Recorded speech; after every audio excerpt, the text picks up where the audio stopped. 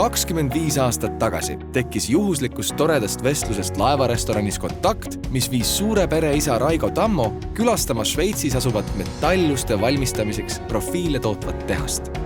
Nii sai väikelinna Saue garaažis alguse metalluksi tootev perefirma Tammer.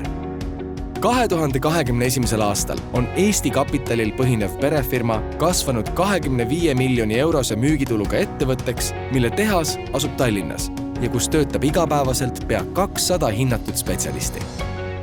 Nüüd juba Raigo poja Anti Tammo juhitav osaühing Tammer valiti 2019. aastal Eesti parimaks pereettevõtteks.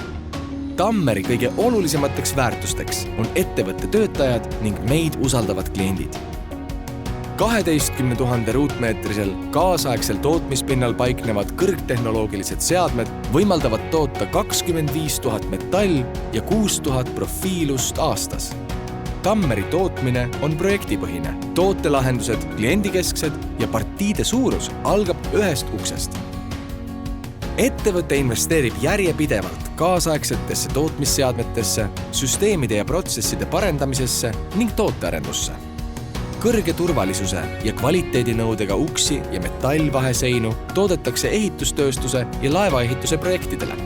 Tammeri uksi on paigaldatud ehitusprojektidele eri maades ning enam kui 60 kruiisilaevale üle maailma. Tootesortimendi väljatöötamisel pööratakse erilist tähelepanu nii tuleohutusele, turvalisusele kui ka turunõudlusele.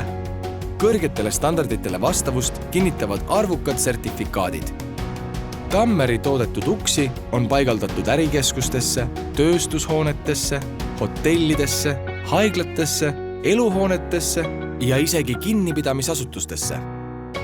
Eestis Tammeri tehases toodetud metalluksi võib leida erinevatest maailmapaikadest, Põhja- ja Baltimaadest, Euroopa riikidest, Venemaalt ja Lõuna-Aafrika Vabariigist.